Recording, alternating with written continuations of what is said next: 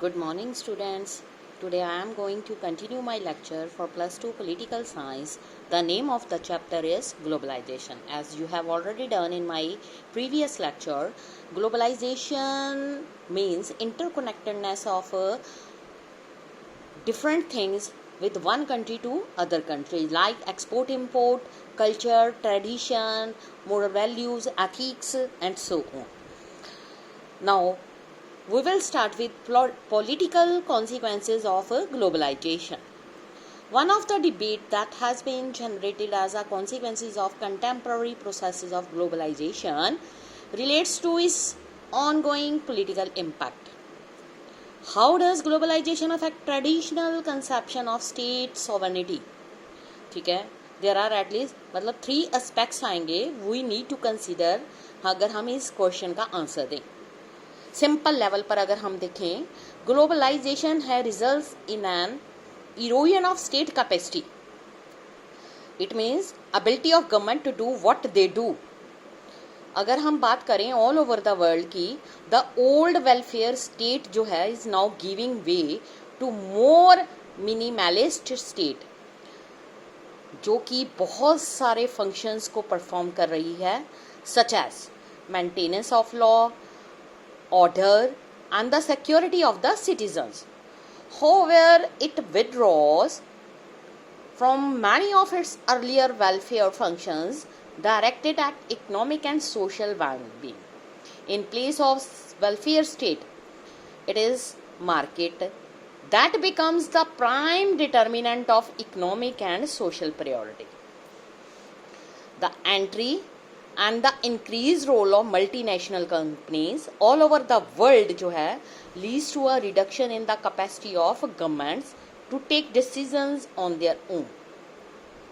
इतनी कैपेसिटी हो गई है, मल्टीनेशनल कंपनी जो हैं आकर यहाँ हर देश के कोने कोने में आई हुई हैं. तो इससे क्या होता है कि हर गवर्नमेंट जो है उसमें इतनी कैपेसिटी आ गई है कि वो अपने डिसीजंस खुद से ले सकती है. सेम टाइम में globalisation does not always reduce state capacity. The primary of the state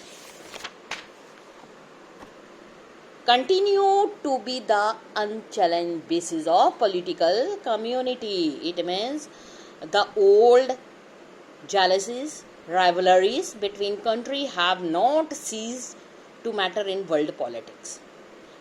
मतलब जितने भी पूरे वर्ल्ड में अलग अलग तरह की चीज़ें चल रही हैं, उनके आपस में जो कन्फ्लिक्ट्स हैं ग्लोबलाइजेशन से वो भी दूर हो जाएंगे. स्टेट जो है continue to discharge its essential functions, law and order, national security and और उसके अलावा और भी कई चीज़ें होती हैं जो हर स्टेट जो है वो अपनी तरफ से अपनी स्टेट के लिए, वेलफेयर ऑफ द सिटीजन के लिए स्टेप्स उठाती है. और इसके अलावा ये क्या करती है, कुछ ऐसे डोमेन्स को विड्रॉ भी कर लेती है जिससे उसको लगता है कि ये उसके विशेस के लिए अच्छा नहीं है. कुछ रिस्पेक्ट्स में जो स्टेट होती है उसकी कैपेसिटी होती है received a boost as a consequences of globalisation with enhanced technologies available at the disposal of the state to collect information about its citizen. इस इंफॉर्मेशन से क्या होता है, जो स्टेट होती है वो बेटर हो जाती है रूल करने के लिए, इतना लेस नहीं होती, वो और ज़्यादा बेटर होती जाती है. स्टेट जो है पावरफुल हो जाती है, जैसे वो पहले थी उससे और ज़्यादा पावरफुल हो जाती है, बिकॉज नई टेक्नोलॉजी आती है, उसको देखकर वो और ज़्यादा पावरफुल हो जाती है. नेक्स्ट आ जो पॉलिटिकल कॉन्सिक्वेंसेस के बाद आ जाते हैं economic consequences. Everything may not be known about the economic facts of globalisation. ठीक है, पर्टिकुलर डायमेंशंस जो होती है शेप्स देती है large part of the content. Direction of contemporary debates क्या होती है सराउंडिंग ग्लोबलाइजेशन. एक प्रॉब्लम होती है, part of the problem has to do with defining economic globalisation itself. उसके लिए इसको डिफाइन करना मुश्किल हो रहा है. The mention of economic globalisation जो है draw our attention immediately to the role of international institutions. कौन कौन से, International Monetary Fund, World Trade Organization. तो इससे पता चलता है कि ये किसी भी पूरे वर्ल्ड में इकोनॉमिक पॉलिसी को डिटरमिन करने के लिए कितना रोल प्ले कर रहे हैं. इसलिए जो अगर ग्लोबलाइजेशन है उसको हम नैरो टर्म से नहीं देखेंगे। इकोनॉमिक ग्लोबलाइजेशन है वो बहुत सारे फैक्टर्स को इंक्लूड करती है इंटरनेशनल इंस्टीट्यूशन से ज़्यादा।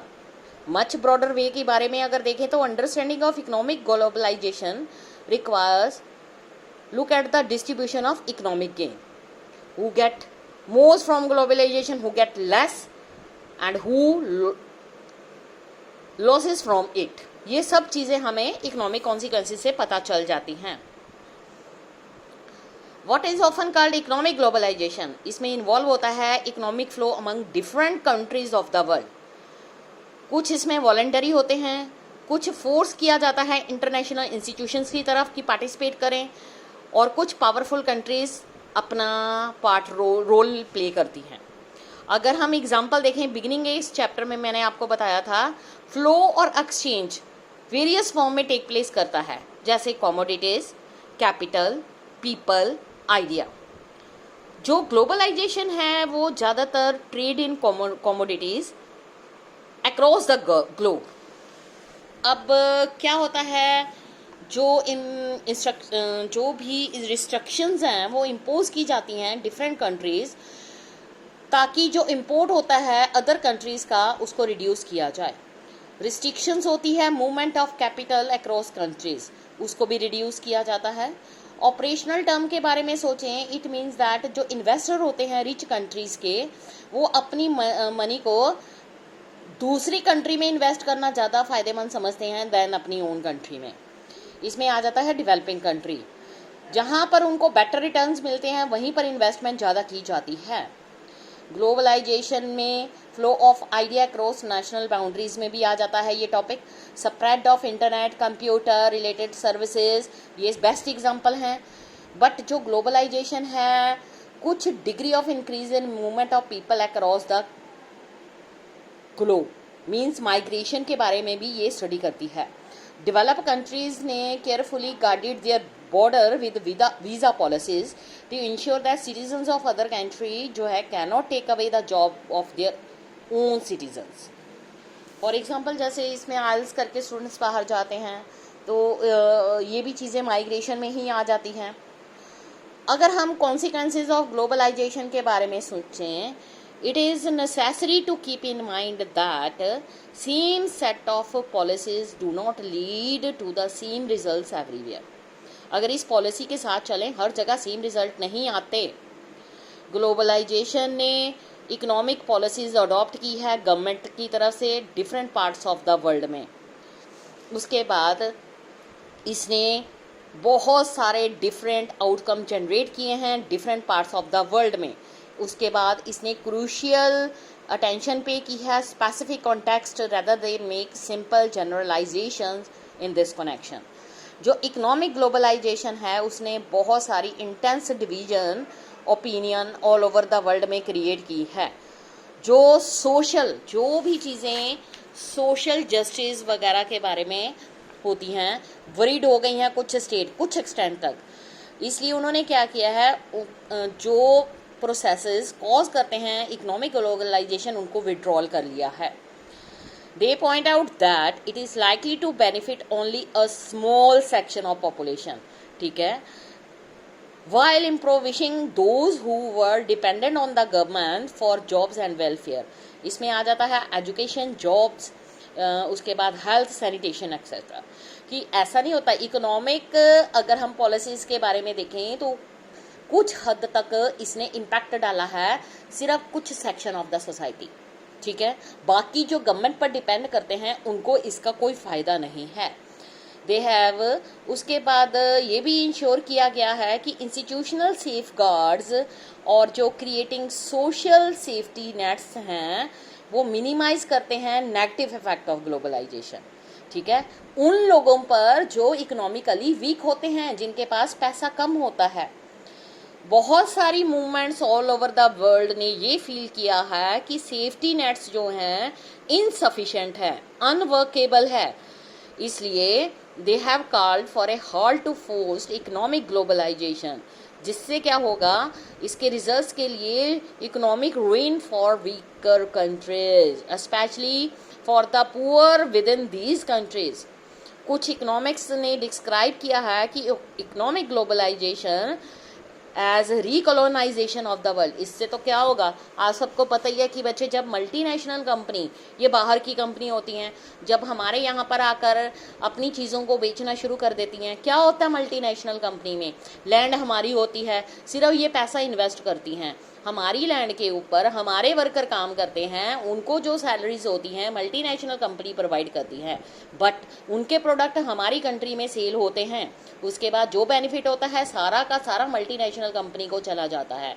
ये बेनिफिशियल किसके लिए है, ये उन कंपनीज का बेनिफिशियल उन कंट्रीज़ के लिए है जो अपनी मल्टीनेशनल कंपनी यहाँ पर खोलती हैं। वैसे तो हमारी कंट्री ने भी कुछ मल्टीनेशनल कंपनीज खोली हैं जो अपने प्रोडक्ट्स को फॉरेन में भेज रही हैं, ठीक है।